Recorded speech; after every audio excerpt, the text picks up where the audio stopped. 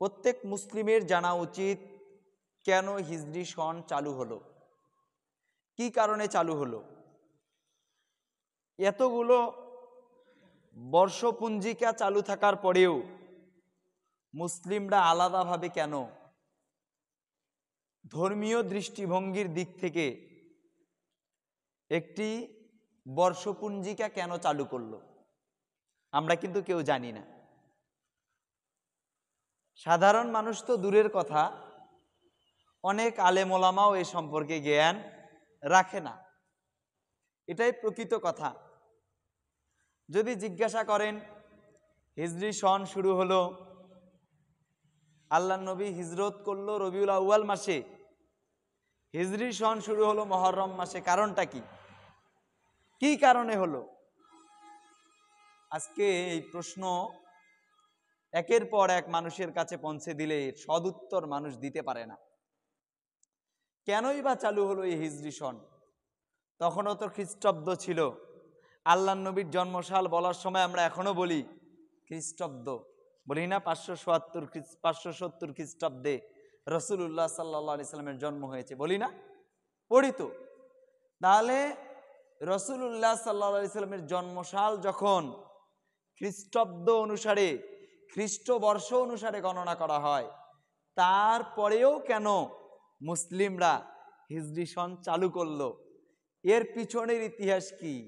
রসুল্লাহ সাল্লাল্লাহু আলাইহি সাল্লাম এটা চালু করলেন নাকি কারা চালু করলেন? কোথা থেকে আসলো, কিভাবে আসলো, আমাদের জানা আছে কারো? আসুন আমরা জানার চেষ্টা করি ইসলামের দৃষ্টিতে আরবীয় যে হিজরি সন আছে এটা কতটুকু গ্রহণীয় এবং এর গুরুত্ব ও তাৎপর্য কতটুকু। প্রথমত, হিজরি সনের মূল লক্ষ্য উদ্দেশ্য হচ্ছে রসুল্লাহ সাল্লাল্লাহু আলাইহি সাল্লামের হিজরত। কেন রসুল্লাহ সাল্লাল্লাহু আলাইহি সাল্লামের হিজরত? কারণ এই হিজরতের মাধ্যমেই ইসলামের সূচনা হয়েছিল। এর আগেও ইসলাম ছিল, কিন্তু হক এবং বাতিলের মধ্যে যে দ্বন্দ্ব, এটা স্পষ্ট করে দেয় হিজরত তথা দেশ ত্যাগ। কারণ প্রকৃত মুমিনরাই সেদিন দেশ ত্যাগ করেছিল, আর যারা মুনাফিক তারা কাফেরদের সঙ্গে ঐক্যমত করে মক্কায় অবস্থান করেছিল। তারা কাদের সঙ্গে ঐক্যমত করে মক্কায় অবস্থান করেছিল? আহলে কুফফারদের সঙ্গে। আর যারা হিজরত করেছিল তারা সর্বোচ্চ ত্যাগের মহিমা সেদিন প্রদর্শন করেছিল। কারণ একদিকে বাড়ি ঘর, ধন সম্পদ, আত্মীয় স্বজন সব কিছু ত্যাগ করে মক্কা থেকে মদিনায় চলে গিয়েছিল। এর সূচনা হয়েছিল মূলত সফর মাসের 27 তারিখে। কত তারিখ? 27 তারিখ। আর এক বর্ণনায় এসেছে 28 তারিখ। যেহেতু তারিখ নিয়ে দ্বন্দ্ব, তারিখ দ্বন্দ্বের মূল কারণটাও ব্যাখ্যা করি। রসুল্লাহ সাল্লাল্লাহু আলাইহি সাল্লাম মূলত রবিউল আউয়াল মাসের 1 তারিখে সফর শুরু করেন, কিন্তু তিনি গারে সওরে অবস্থান করেছিলেন 3 দিন। কয়দিন?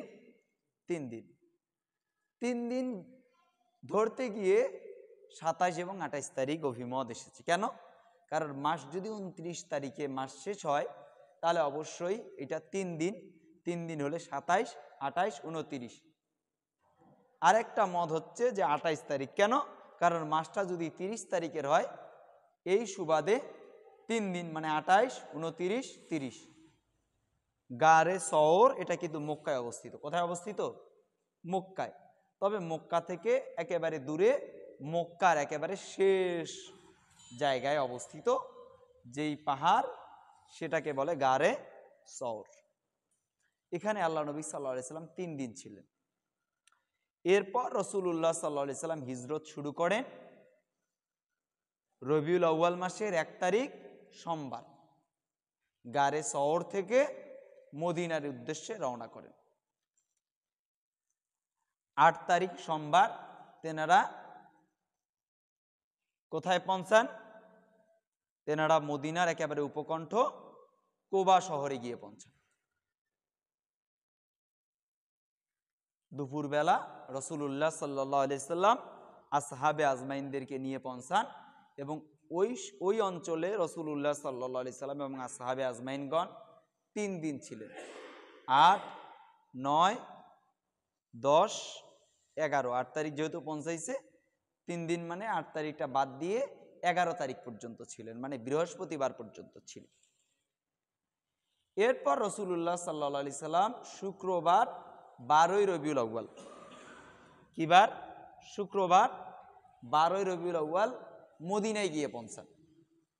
হিজরত তাহলে কবে সংগঠিত হয়? 12ই রবিউল আউয়াল। যেহেতু মদিনায় পৌঁছেছেন 12 তারিখ, তাই হিজরত সংগঠিত হয়েছে কত তারিখ? 12 তারিখ।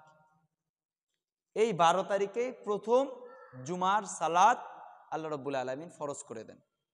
রাসূলুল্লাহ সাল্লাল্লাহু আলাইহি সাল্লাম মদিনায় প্রবেশ করবেন, ঠিক কিছুক্ষণ পূর্বে আল্লাহ রাব্বুল আলামিন ওহী করলেন যে তোমাদের জন্য জুমার সালাতকে ফরজ করে দেওয়া হলো। রাসূলুল্লাহ সাল্লাল্লাহু আলাইহি সাল্লাম আসহাবে আজমাইনদেরকে বললেন যে তোমরা জুমার সালাতের জন্য প্রস্তুতি নাও, এবং এটাই প্রথম ইতিহাসের প্রথম জুমা, প্রথম ফরজ হয় 12ই রবিউল আউয়াল, হিজরতের প্রথম দিন, প্রথম হিজরি। তারিখটা মনে থাকবে তো ইনশাআল্লাহ। এরপর রাসূলুল্লাহ সাল্লাল্লাহু আলাইহি সাল্লাম মক্কায় তখন থেকেই অবস্থান শুরু করেন। এই যে হিজরতের এই যে লম্বা ইতিহাস, এটা শুধু ইতিহাস, এখান থেকে হিজরি সাল গণনা করা শুরু হয়নি। এবার প্রশ্ন আসতে পারে, তাহলে হিজরি সন গণনা করা শুরু হলো কখন? খেলাফতের 3য় এবং 4র্থ বর্ষ চলছে। তখন খেলাফতের মসনদে বসা ওমর ফারুক রাদিয়াল্লাহু আনহু। কে বসা? ওমর ফারুক রাদিয়াল্লাহু আনহু। আবু মুসা আল আশআরী রাদিয়াল্লাহু আনহু, নাম শুনেছেন তো? তিনি ওমর ফারুক রাদিয়াল্লাহু আনহুকে একটা চিঠি লিখলেন, আমিরুল মুমিন, আমাদের সরকারি যে সমস্ত ফরমানগুলো রয়েছে, কার্য পরিচালনার যে সমস্ত নোটিশগুলো রয়েছে, কার্যক্রমের যে সমস্ত লিপিবদ্ধ চিঠিগুলো রয়েছে, কাগজপত্রগুলো রয়েছে, এগুলোতে তারিখ না থাকায় আমরা নানামুখী সমস্যার সম্মুখীন হচ্ছি। নানামুখী সমস্যার সম্মুখীন হচ্ছি, যেহেতু তারিখ দেওয়া নেই, সমস্যা তো হওয়ারই কথা, তাই না? ওমর ফারুক রাদিয়াল্লাহু আনহু সমস্ত সাহাবায়ে কেরামকে নিয়ে একটা বৈঠকে বসলেন। কি করা যায়? আমরা কি খ্রিস্টীয়দের যে দিন পুঞ্জিকা আছে এটা অনুসারে চলবো, নাকি আমরা বিভিন্ন দেশ, ভারতীয় ক্যালেন্ডারও আছে, বিভিন্ন ক্যালেন্ডার তখন জারি ছিল, নিজ নিজ দেশের, নিজ নিজ সম্প্রদায়ের, নিজ নিজ জাতির নিজস্ব পুঞ্জিকা চালু ছিল। যেমন আমাদের বাঙালি পুঞ্জিকা চালু আছে, এটা সম্রাট আকবর চালু করেছে। তো আসহাবে আজমাইনরা চিন্তা করলেন, না, বিজাতীয় কোনো কিছু যেহেতু ইসলামে অ্যালাউ করা নেই, তাই আমাদের উচিত আমাদের নিজস্ব একটা পুঞ্জিকা চালু করা। তো আসহাবে আজমাইনগণ সবাই মিলে বসে কি করলেন? একটা মতামত নেওয়া শুরু করলেন। সমস্ত সাহাবী বিভিন্ন জন বিভিন্ন মত দেওয়া শুরু করলো। কেউ বলল রাসূলুল্লাহ সাল্লাল্লাহু আলাইহি সাল্লাম যেই দিন জন্ম নিয়েছে সেই দিন থেকে জন্ম তারিখ অনুসারে গণনা করা শুরু হয়ে যাক। কেউ বলল না, রাসূলুল্লাহ সাল্লাল্লাহু আলাইহি সাল্লাম যেই দিন মৃত্যুবরণ করেছে সেই দিন থেকে গণনা করা শুরু করা হোক।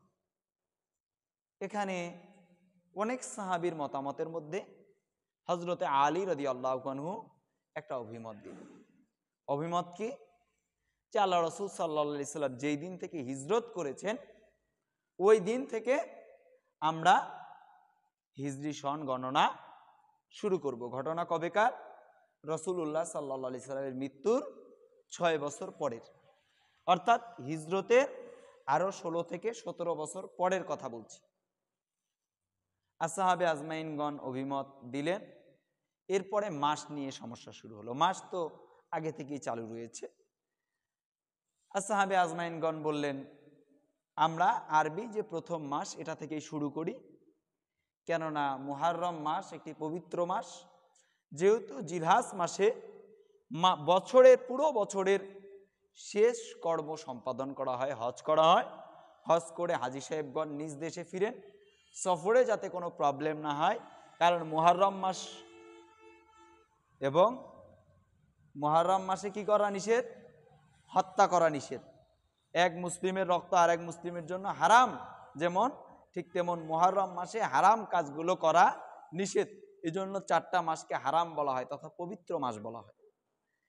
এই সুবাদে মুহাররমকে প্রথম মাস রাখা হলো এবং রবিউল আউয়াল 2 মাস পরে রাখা হলো। আশা করি বিষয়টা বুঝতে পেরেছি। এখান থেকে